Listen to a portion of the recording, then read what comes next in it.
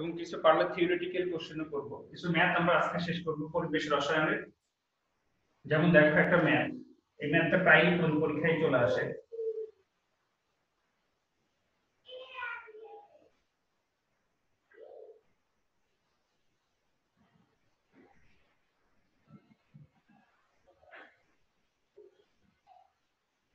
সাতাশ degree centigrade, 27 degree centigrade, 27 degree centigrade. এখানে একটা কন্ডিশন মনে করো, 500 মিলিলিটার 2 অ্যাটমসফিয়ার চাপে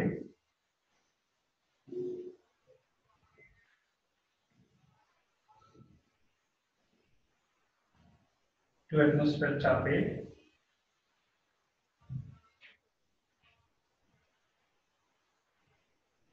মনে করো নাইট্রোজেন গ্যাস আছে। এখানে 450 মিলিলিটার 850 কিলো প্যাসকেল চাপে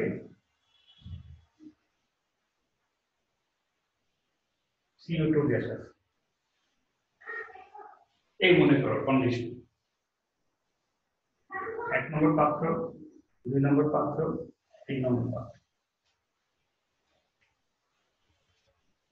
পিভি এনআরটি, ঠিক আছে। এখন ক প্রশ্ন থাকতে পারে, 1 নম্বর পাত্রে মোট অণুর সংখ্যা নির্ণয় করো।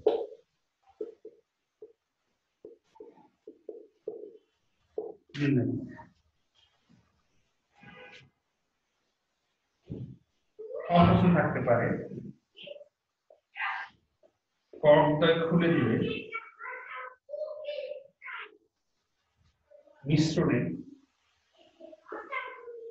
মোট চাপ কত হবে? ভেরি ভেরি ইম্পর্টেন্ট কোশ্চেন, পরীক্ষায় প্রায় সবসময় আসে। আজকে পার্টিসিপেন্ট এত কম, মাত্র 16 জন। 1 নম্বর পাত্রে মোট অণুর সংখ্যা নির্ণয় করো। হ্যাঁ, কিভাবে নির্ণয় করবা? ক নম্বর প্রশ্নের সমাধানে তোমরা দেখো পিভি সমান এনআরটি, ঠিক আছে। এখানে আর তোমার লিটার অ্যাটমসফিয়ার, লিটার আছে অ্যাটমসফিয়ার আছে, শুধু লিটার অ্যাটমসফিয়ার একক আমি বসাবো n বের করব, পিভি বাই আর। পি এর মান দেওয়া আছে 2 অ্যাটমসফিয়ার, ভি এর মান দেওয়া আছে 500 মিলিলিটার। 500 মিলিলিটারকে আমরা লিটারে কনভার্ট করে নিই, ঠিক আছে। লিটারে কনভার্ট করে নিলে দেখো 500, তাহলে কত হয়? 500 ভাগ 1000, 0.5। 500 ভাগ 1000 মানে 0.5 ডিভাইডেড বাই আর। আর হচ্ছে কি, এখানে পিভি সমান এনআরটি, আর হলো লিটার অ্যাটমসফিয়ার একক আমি বসাবো 0.081, যেটা আমরা বের করেছিলাম 0.0821। টি হচ্ছে 27 ডিগ্রি সেন্টিগ্রেড, মানে হচ্ছে 300 কেলভিন। 273 যোগ 27 300 কেলভিন।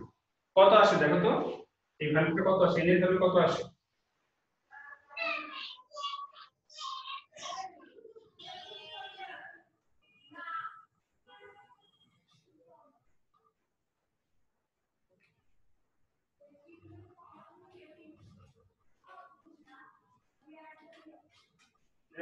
সাউন্ড হচ্ছে কেন? আমি পড়াচ্ছি না।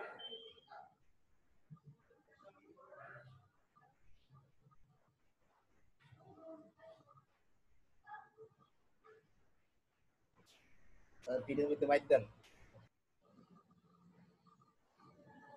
ক্যালকুলেটরটা কই? ক্যালকুলেটরটা দেখছেন এখন?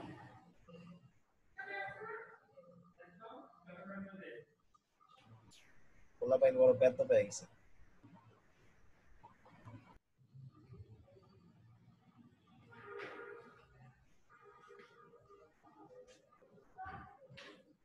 কত আসছে কেউ পড়ছো?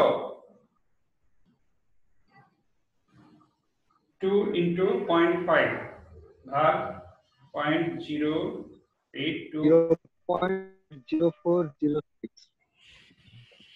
আচ্ছা 0.0406 0.0406 মোল, এত মোল।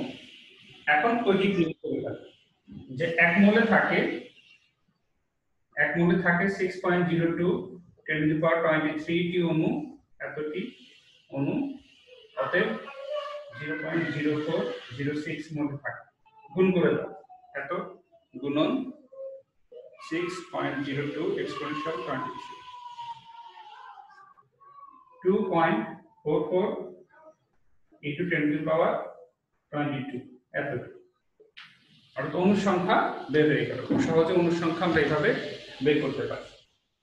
পিভি সমান এনআরটি দিয়ে এন সমান পিভি বাই আরটি, এখান থেকে আর এন এর মান বের করে আমরা এক মনে থাকে এতটি এত মনে। এটা প্রথমটা এই পিভি সমান এনআরটি ইন্টারমিডিয়েট, কিন্তু পরেরটা 9-10 কোশ্চেন, বেস কোশ্চেন। খুব সিম্পল, আশা করি পারবা। যে কোনো এই ধরনের কোশ্চেন প্রচুর পরীক্ষাতে আসে, কিন্তু এটা 3 মার্কের একটা কোশ্চেন, পারলে 3 এ 3। ঠিক আছে, খুব সিম্পল, বোর্ডে আসে, তোমাদের কলেজ পরীক্ষাতেও আসে। এই হলো গেল খ প্রশ্নের উত্তর। গ নম্বরটা আমরা কিভাবে করব? গ নম্বরটা খুব সহজে করা যায়। এই খ নম্বরটা সহজে করা যায়। খ নম্বর সহজে করব কেন? 27 ডিগ্রি 27 ডিগ্রি 27 ডিগ্রি, অর্থাৎ টেম্পারেচার ভিন্ন না, একই টেম্পারেচার। সেজন্য আমরা পিভি ইজ ইকুয়াল টু দুইটা পাত্র আলাদা আলাদা condition, P1 plus P1 V1 plus P2 V2, অর্থাৎ খুব সহজে আমরা P বের করে ফেলতে পারবো, মিশ্রণের মোট চাপ বের করতে পারবো। P1 সমান কত? 2 অ্যাটমোস্ফিয়ার। V1 হচ্ছে 500 মিলিলিটার, দিলাম 500, সমস্যা নেই, আমাদের একই অ্যাটমোস্ফিয়ার থাকতে হবে। আমাদের হচ্ছে P2 হচ্ছে, দেখো P2 হচ্ছে 850 কিলো প্যাসকেল। 850 কিলো প্যাসকেলকে আমরা যদি প্যাসকেলে কনভার্ট করি, এই অ্যাটমোস্ফিয়ারে কনভার্ট করি, তাহলে 760 দিয়ে ভাগ করতে হবে, অর্থাৎ 850 ভাগ 101.325 কিলো প্যাসকেল না, এক অ্যাটমোস্ফিয়ার সমান 101.325 কিলো প্যাসকেল, তাহলে 101.325 8.388 ইনটু V2 হচ্ছে 450 ডিভাইডেড বাই V। এখন V কত? মোট V কত? আমরা যদি কর্ডটা খুলে দিই, তাহলে সব গ্যাসই সব স্থান দখল করে থাকবে। ঠিক আছে, সব গ্যাসই সব স্থান, টোটাল স্থান দখল করে থাকবে। অনেকেই তোমরা V যেখানে কি করবা, V ইজ ইকুয়াল দুই পাত্রের আয়তন যোগ করে দেবা, এটা হলো 500, এটা হলো 450, এই পাত্রটা খেয়াল করবা না, কিন্তু এই পাত্রটা এখানে দেওয়া হয়েছে কনফিউশন তৈরি করার জন্য। যে আমরা সাধারণত জানি V2 is equal V is equal মোট V হচ্ছে দুই পাত্রের যোগফল, কিন্তু এখানে মাঝখানে একটা পাত্র দেওয়া হয়েছে, খালি পাত্র, সেখানেও গ্যাস কি করবে, যদি কর্ড খুলে দাও সেখানেও গ্যাস এসে দখল করে থাকবে, এই জন্য এই পাত্রটাও এখানে যোগ হবে। অর্থাৎ মোট V হবে 500 যোগ 800 যোগ 450, অর্থাৎ টোটাল এটা হবে 500 যোগ 800 যোগ 450, 1750, 1750 মিলিলিটার। টোটাল V হচ্ছে 1750 মিলিলিটার। তাহলে এখানে 1750 আমরা লিখে দিলাম। এখন তুমি কত আসে দেখো, 2 into 500 যোগ 8.3 2.728 কত? 2.728 2.728 এত অ্যাটমোস্ফিয়ার। যেহেতু আমরা অ্যাটমোস্ফিয়ারে চাপটা রেখেছি, সুতরাং এটা মোট চাপ অ্যাটমোস্ফিয়ারে আসবে 2.728 অ্যাটমোস্ফিয়ার। এটা দেখো আমরা কিন্তু মোট চাপ যে বের করলাম, কিন্তু তোমার যদি আলাদাভাবে বলতো যে মিশ্রণে নাইট্রোজেন এবং কার্বন ডাই অক্সাইডের আংশিক চাপ নির্ণয় করো, তখন তুমি কিভাবে করবে? তাই না, সেই আংশিক চাপ যোগ করলে আমরা মোট চাপ পাবো 2.728 পাবো। ঠিক আছে, এখন তোমার হচ্ছে এইখানে আমাদের মোট চাপ 2.728, এটা কিভাবে আসে, আমরা যদি আংশিক চাপ বের করতে বলে তখন আমি কি করব? তখন আমাদের কি করতে হবে, আংশিক চাপ কিন্তু আলাদা করে বের করতে হবে। তখন দেখো মিশ্রণের আংশিক চাপ মানে কর্ডই খুলে দিলে মিশ্রণ P nitrogen V is equal P1 V1, এখানে আমরা P নাইট্রোজেন বের করব ইজ ইকুয়াল P নাইট্রোজেন হচ্ছে P1 কত, P1 হচ্ছে 2 আর হচ্ছে 500 ডিভাইডেড বাই V হচ্ছে 50, এটা আমরা বের করেছি অলরেডি, আর P carbon dioxide V is equal P2 V2। ঠিক আছে, তাহলে P carbon dioxide is equal P2 হচ্ছে 8 পয়েন্ট কত আসছিল, 850 ভাগ 101.325, 8.388 ইনটু V2 450 ডিভাইড বাই মোট ভি হলো 1750, অর্থাৎ এত গুণন 450 ভাগ 1750, 2157 এত অ্যাটমসফিয়ার।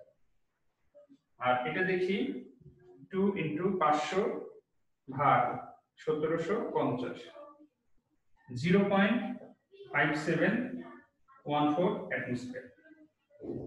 অর্থাৎ দেখো আমরা 8.388 আসছে কোথা থেকে বলো তো? এই যে 850 কিলো প্যাসকেল, 850 কিলো প্যাসকেলকে আমরা অ্যাটমসফিয়ারে কনভার্ট করে নিচ্ছি। এটা একটু খেয়াল রাখবা, অ্যাটমসফিয়ারে কনভার্ট করে নিচ্ছি কিভাবে? যেহেতু এক অ্যাটমসফিয়ার সমান কত? 101.325 কিলো প্যাসকেল, অর্থাৎ 101.325 কিলো প্যাসকেল সমান এক অ্যাটমসফিয়ার। অর্থাৎ 850 কত? অর্থাৎ 850 কে 101.325 দিয়ে ভাগ দিলে 8.3888 এরকম আসছে। তো সুতরাং এটা হচ্ছে অ্যাটমসফিয়ারের চাপ ইনটু 750 ভি আয়তন আর 1750 মোট আয়তন, ঠিক আছে? তো সুতরাং এখানে আমরা দেখতে পাচ্ছি নাইট্রোজেনের আংশিক চাপ 0.5714 এবং কার্বন ডাই অক্সাইডের আংশিক চাপ 2.157। তাহলে অতএব মোট চাপ কত আসবে দেখো তো? অতএব মোট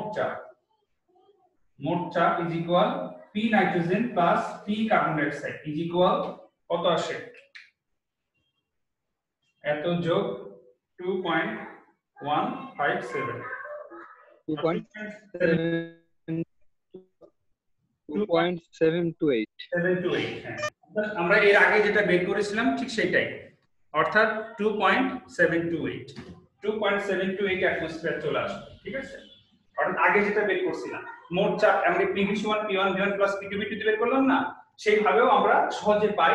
আবার দুইটারই আংশিক চাপ যদি বের করতে বলে তখন আমাকে দুইটারই আংশিক চাপ বের করে তারপরে মোট চাপ আমরা লিখে দিতে পারি। এটা হচ্ছে বিষয়। অর্থাৎ তুমি এইভাবেও করতে পারো, আগের নিয়মও করতে পারো মিশ্রণে মোট চাপ নির্ণয় করার ক্ষেত্রে। কিন্তু যদি আংশিক চাপ আলাদাভাবে নির্ণয় করতে বলে তখন তোমাকে অবশ্যই এইভাবেই করতে হবে, এর বাইরে যাওয়া যাবে না। এই হলো তোমার মোটামুটি একটা ম্যাথ। এরপরে দেখো আমরা যদি টেম্পারেচার চেঞ্জ করে দিই, হ্যাঁ আমরা যদি টেম্পারেচার চেঞ্জ করে দিই তাহলে কি ঘটনা ঘটবে?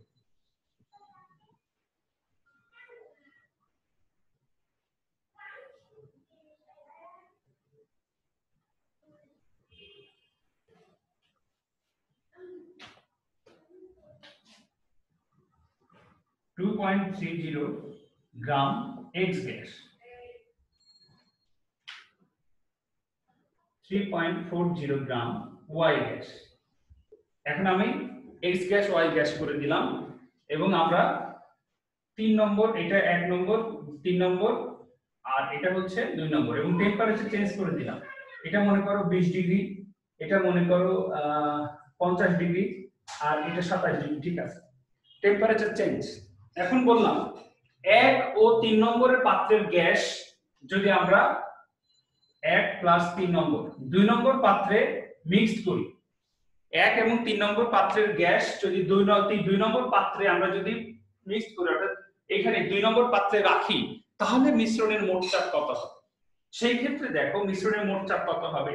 তারপরে তোমার 1 নম্বর এবং 3 নম্বর X এবং Y গ্যাসের তোমার গ্যাসগুলোর ব্যবহার কার বেশি হবে?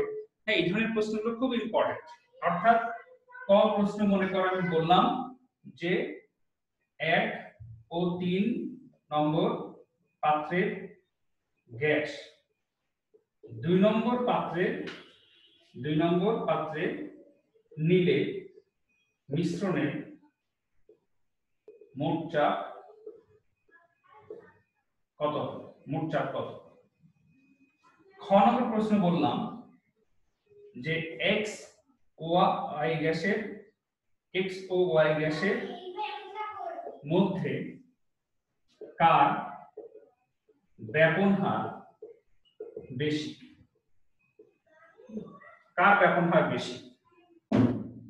1 নম্বর, 2 নম্বর, 3 নম্বর পাত্রের গ্যাস 2 নম্বর পাত্রে নিলে মিশ্রণের মোট চাপ কত হবে?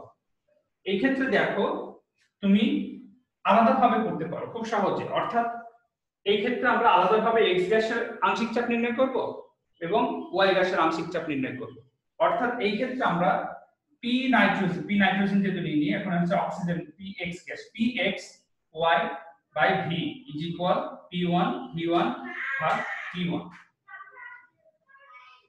is equal আমরা px is equal লিখতে পারি p1 v1 into v divided by t1 into y v sorry to y লিখতেছি কারণ v আর এটা t মানে p1 v1 by t1 সমান p2 v2 by t2 এই সূত্র আর কি তাহলে px v by t is equal p1 v1 into t into t by t1 into v এখন ঠিক আছে এখন দেখো মানগুলো যদি বসাই এক নম্বর পাত্রে রয়েছে p1 হচ্ছে 2 অ্যাটমোস্ফিয়ার v1 হচ্ছে 500 into t হচ্ছে এই t হচ্ছে কিন্তু 3 নম্বর 2 নম্বর পাত্রের t এই t কিন্তু হচ্ছে 2 নম্বর পাত্রের t এই px হচ্ছে 2 নম্বর পাত্রের px আর এই v হচ্ছে 2 নম্বর পাত্রের v ঠিক আছে অর্থাৎ 2 নম্বর পাত্রের v হচ্ছে তোমার কত 800 t1 হচ্ছে 20 ডিগ্রি 20 প্লাস 273 কত হয় 20 প্লাস 273 293 আর t হচ্ছে এই পাত্রের 50 ডিগ্রি 50 প্লাস 273 কত হয় 323 কত আসে দেখো তো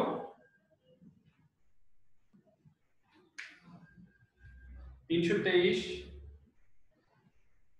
into 500 into 2 ভাগ 293 ভাগ 800 1.377 1.378 মনে করো 1.378 অ্যাটমোস্ফিয়ার অর্থাৎ px অর্থাৎ x গ্যাসের আংশিক চাপ হচ্ছে 1.378 অ্যাটমোস্ফিয়ার এখন আমরা এই y গ্যাসের আংশিক চাপ নির্ণয় করব py v ভাগ t is equal p2 v2 ভাগ t2 অর্থাৎ py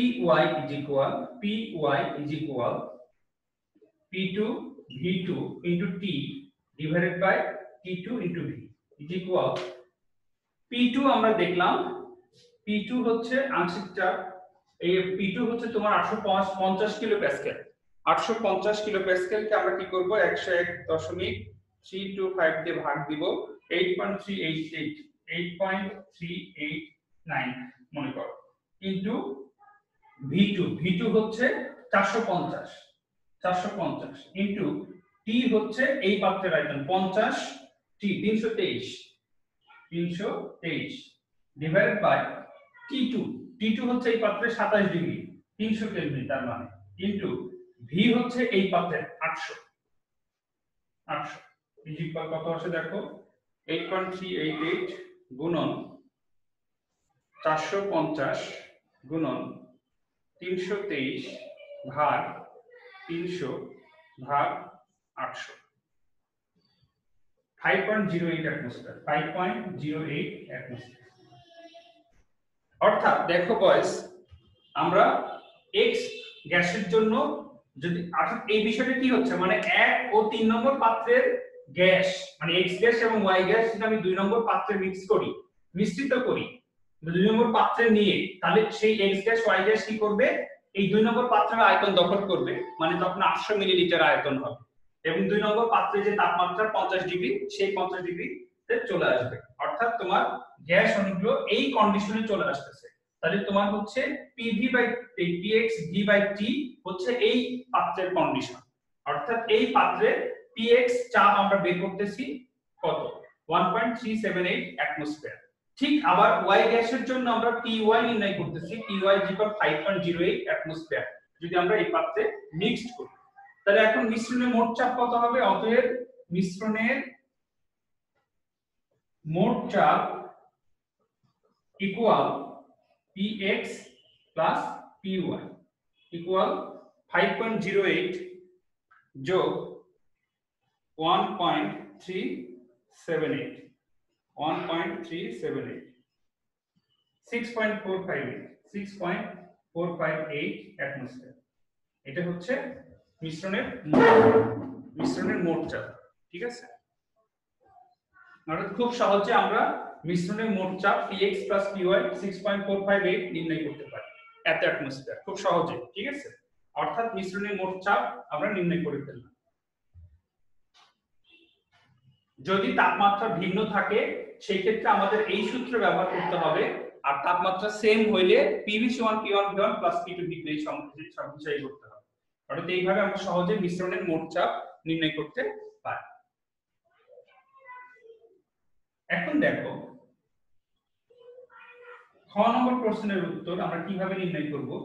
খ নম্বর প্রশ্নের উত্তর নির্ণয় করতে গেলে অর্থাৎ কার ব্যাপন হার বেশি এটা নির্ণয় করতে গেলে আমাদের আগে আণবিক ভর বের করতে হবে। কেননা গ্যাসের আণবিক ভর না জানলে কিন্তু আমি বলতে পারবো না যে তোমার কার ব্যাপন হার বেশি। ব্যাপন হার বেশি এটা বলতে গেলে আণবিক ভর অবশ্যই জানা লাগবে। তাহলে আমাদের আণবিক ভর বের করি, এক নম্বর পাত্রের গ্যাসের আণবিক ভর বের করি। আমরা জানি PV সমান nRT, আমরা জানি PV সমান nRT। তাহলে PV সমান N is equal W by mRT। তাহলে অতএব M is equal WRT by PV। অর্থাৎ প্রথমে আমরা mx বের করি, তাহলে mx is equal WRT by PV।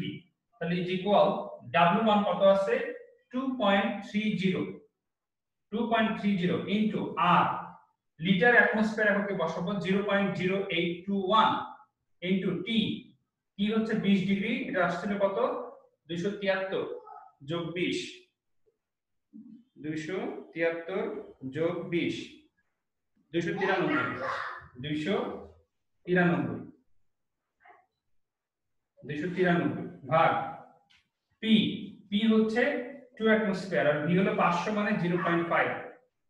তাহলে কত আসে আমরা দেখি 2.3 গুণন 0.0821 গুণন 293 ভাগ 2 ভাগ 0.5 55.327 এত। সাধারণত গ্রাম পার মোলে এটা আসে। আণবিক ভরের একক নেই কিন্তু কাটাকাটি করলে গ্রাম পার মোল হয়। এরপরে দেখো ঠিক সেম ভাবে আমরা my নির্ণয় করতে পারি, my WRT by PV। তাহলে ইজ ইকুয়াল W মান হচ্ছে 3.40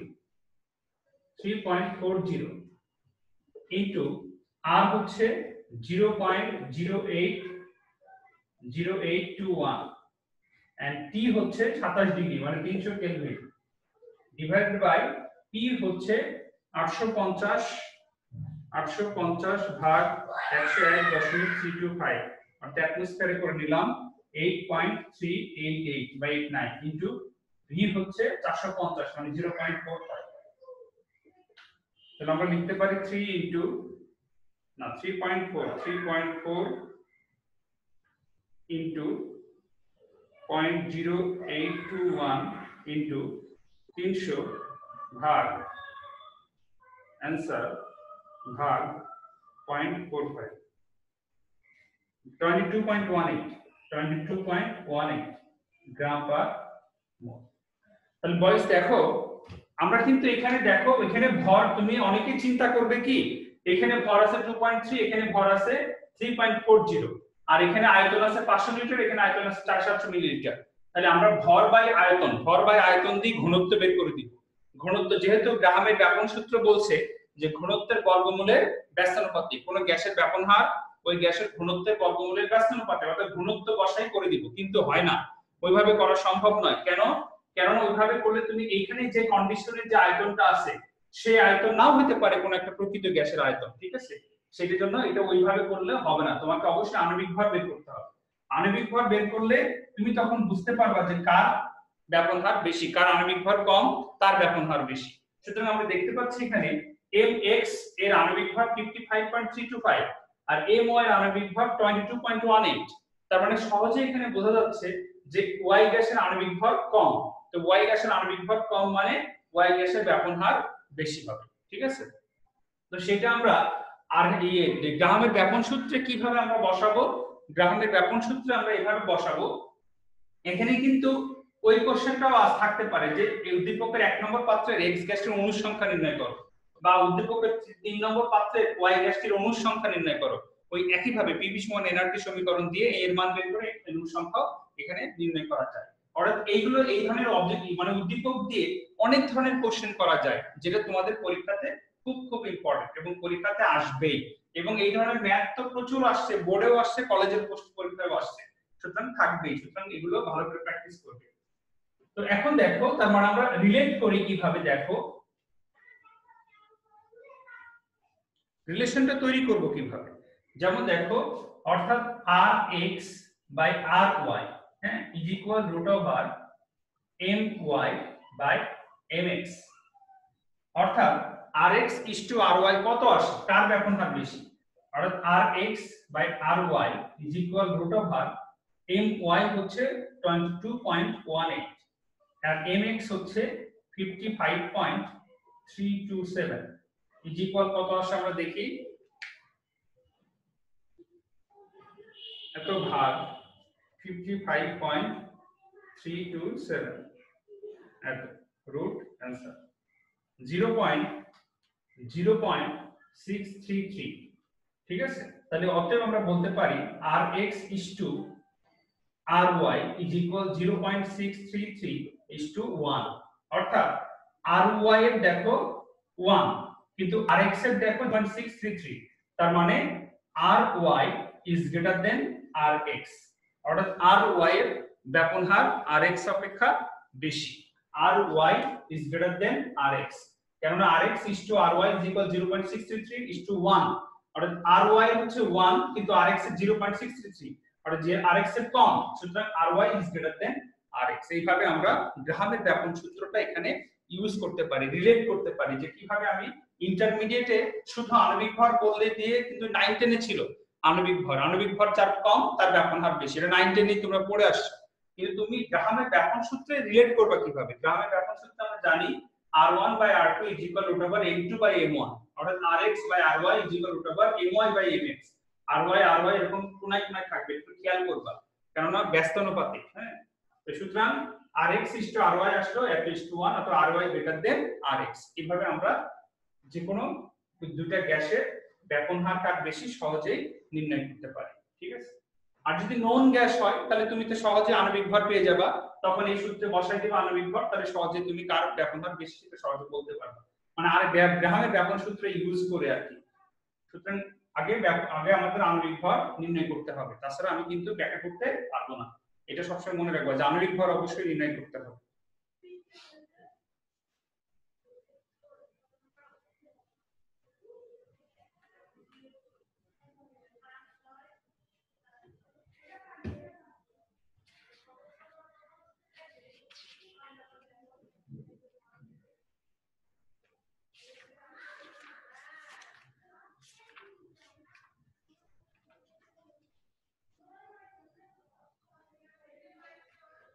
আরেকটা আমরা গ্রাহামের এই ব্যাপন সূত্র সম্পর্কিত একটা ম্যাথ করব। যখন একটি সরু ছিদ্র পথ একটি সূক্ষ্ম ছিদ্রের মধ্য দিয়ে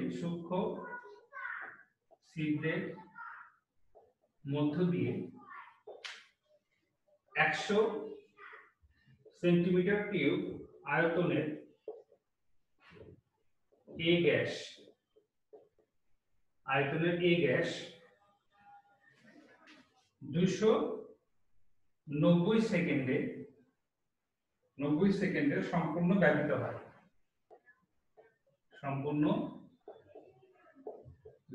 হয়, একই অবস্থায় একই আয়তনের কার্বন ডাই অক্সাইড গ্যাস ব্যবহারে সময় লাগে, একই অবস্থায় একই আয়তনে, আয়তন ভিন্ন হতে পারে, কিন্তু একই আয়তন ভিন্ন হতে পারে। ঠিক আছে, একই আয়তনের আয়তন ভিন্ন হলে তখন ভিন্নটা বসাতে হবে। একই আয়তনের কার্বন ডাই অক্সাইড গ্যাস ব্যবহৃত হতে 230 সেকেন্ড সময় লাগে। এই গ্যাসটির আণবিক ভর নির্ণয় করো। এই গ্যাসটির আণবিক ভর নির্ণয় করো। ঠিক আছে, এই গ্যাসটির আণবিক ভর নির্ণয় করো। এখন দেখো, এটা একটা সহজ কোশ্চেন, সহজ ম্যাথ। অর্থাৎ গ্রাহামের ব্যাপন সূত্রে বসাই দিলেই হয়ে যাবে। অর্থাৎ সরু ছিদ্র পথে R A gas by R carbon dioxide gas is equal root over M carbon dioxide by M A. আমাদের বের করতে হবে এম এ, আর কিছুই না। এখন আমরা জানি R A is equal V A by T A এবং R CO2 is equal V CO2 by T CO2। তাহলে ইজ ইকুয়াল ভি এ হচ্ছে তোমার আয়তন 100 ডিভাইডেড বাই সময় লেগেছে 290 আর আর CO2 VO2 তোমার হচ্ছে একই আয়তন, তার মানে 100, একই আয়তন মানে 100, সময় লেগেছে 230। তাহলে ইজ ইকুয়াল আমরা আর এ ভি এ দুটাই সহজে নির্ণয় করতে পারি। 100 ভাগ 290 0.3448 এত সেন্টিমিটার টু পার সেকেন্ড, আর এত 100 ভাগ 230 0.4347 এত সেন্টিমিটার কিউব পার সেকেন্ড, দুটারই সেন্টিমিটার কিউব পার সেকেন্ড সঙ্গে দিয়ে। তো আমরা এখানে বসাই দিই 0.3448 ভাগ 0. কার্বন ডাইঅক্সাইড হচ্ছে 4347 হোল স্কয়ার দিয়ে দিলাম, এই পাশে হোল স্কয়ার দিয়ে দিলাম আর এই পাশে mCO2, তাহলে স্কয়ার এই রুট ওভারটা উঠে যাবে, ma উঠে যাবে। তার মানে এখন ma ইজ ইকুয়াল তোমার এই পাশে আসবে, এটা নিচে চলে যাবে, তার মানে mCO2 হচ্ছে 44 আমরা জানি, আর এটা নিচে চলে আসবে, এটা উপরে চলে আসবে। তাহলে 0.3448 ভাগ 0.4347 ইকুয়াল এত স্কয়ার, এত অর্থাৎ 0.629। অতএব MA ইজ ইকুয়াল 44 ভাগ অ্যানসার 69.93 69.9395 এরকম 69.9356 তো 94 এরকম 69.94। অর্থাৎ আমরা পেয়ে গেলাম তোমার Ma, অর্থাৎ এ গ্যাসটির আণবিক ভর সহজে পেয়ে গেলাম এভাবে। ঠিক আছে,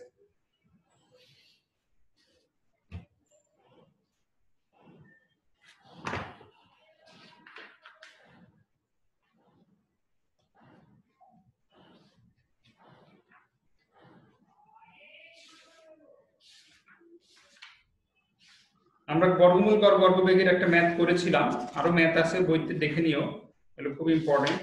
আমরা এই পাশে বাস্তব ব্যাস আদর্শ আচরণ বিচ্যুতি পড়েছি, বিচ্যুতি কারণ পড়েছি।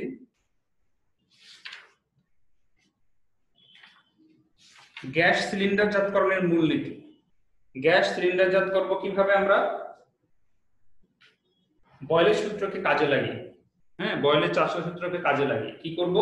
আমরা জানি ঠান্ডা করলে আয়তন কমে যায়, আবার চাপ প্রয়োগ করলেও আয়তন কমে যায়। তাহলে আমরা চাপ প্রয়োগ করব, ঠান্ডা করব, অর্থাৎ আমাদের তার মানে গ্যাস সিলিন্ডারজাতকরণের মূলনীতির প্রথম ধাপই হচ্ছে কি? চাপ বাড়িয়ে তাপমাত্রা কমিয়ে। ঠিক আছে, দুইটা বিষয় করে আমরা গ্যাসকে তরলীকরণ করতে পারি। তাপমাত্রা কমাবো কিভাবে? তাপমাত্রা কমাতে গেলে হিমমিশ্র ব্যবহার করতে হয়, জুল থমসন প্রভাব বিবেক করতে হয়। জুল থমসন প্রভাবটা কি? বলা হচ্ছে সরু ছিদ্র পথে উচ্চ চাপের কোনো গ্যাসকে বা অধিক তোমার চাপী গ্যাসকে, হ্যাঁ, যদি চালনা করা হয় তাহলে গ্যাসের তাপমাত্রা হ্রাস পায়। অর্থাৎ নিঃসরণ প্রক্রিয়ায় গ্যাসের তাপমাত্রা কিন্তু হ্রাস পায়। তুমি যখন বডি স্প্রে বডিতে মাখো দেখবে ঠান্ডা অনুভূত হয়। এর পিছনে কারণ কি? কারণ অত্যধিক সংকুচিত কোনো চাপকে হঠাৎ সম্প্রসারিত করা হচ্ছে, অর্থাৎ অত্যধিক সংকুচিত কোনো গ্যাসকে হঠাৎ সম্প্রসারিত করলে গ্যাসের তাপমাত্রা হ্রাস পায়। এর পিছনে কারণ হচ্ছে তোমার ওই গ্যাসের অণুসমূহ কিন্তু তোমার কাছাকাছি ছিল, অণুসমূহ পরস্পরের কাছাকাছি ছিল, হঠাৎ করে ওইখান থেকে দ্রুত বেগে তোমার বডিতে ছুটে আসতেছে। এই যে দ্রুত বেগে ছুটে আসতেছে এর জন্য কাজ করতে হচ্ছে, আর এই কাজ করার জন্য সে তখন পরিবেশ থেকে তাপ শক্তি শোষণ করতে পারে না অত দ্রুত, যার কারণে সে নিজের বডি যে টেম্পারেচার সেই বডি টেম্পারেচার খরচ করে কাজে পরিণত করে, যার কারণে টেম্পারেচারটা কমে যায়, হ্রাস পায়। এইভাবে জুল থমসন প্রভাব খাটিয়ে আমরা তাপমাত্রা কমাতে পারি গ্যাসের, এবং চাপ বাড়িয়ে আমরা তোমার তখন চাপ বাড়াবো, তরল হয়ে যাবে, ইজিলি তরল হয়ে যাবে। এবং আরেকটা, কোন সব গ্যাসের তাপমাত্রা একটা নির্দিষ্ট তাপমাত্রায় আনার পর কিন্তু সেই গ্যাসটা তরলে পরিণত হয়, তার আগে কিন্তু হয় না। তার মানে আমরা এখানে জুল থমসন প্রভাবটা শিখে রাখলাম। জুল থমসন প্রভাবটা কি? অত্যধিক সংকুচিত কোনো গ্যাসকে হঠাৎ সম্প্রসারিত করলে গ্যাসের তাপমাত্রা হ্রাস পায়। ঠিক আছে, তো এইভাবে আমরা চাপ বাড়িয়ে তাপমাত্রা কমিয়ে তোমার কি করব, তোমার তরলে পরিণত করব। সংকট তাপমাত্রা বিষয়টা, উৎক্রম তাপমাত্রা বিষয়টা আমরা নেক্সট ক্লাসে পড়বো। লেস দেন 1 মিনিট আছে, তোমরা গ্যাস তরলীকরণের মূলনীতির বিষয়টা শিখবে। তারপরে আমাদের মোটামুটি আর 2টা ক্লাস নিলে হয়তো আমরা শেষ করে দিতে পারবো এই চ্যাপ্টারটা। ঠিক আছে, ওকে, লেস দেন 1 মিনিট। আল্লাহ হাফেজ বয়েস, ভালো থাকো সবাই। আসসালামু আলাইকুম স্যার। ওয়ালাইকুম আসসালাম।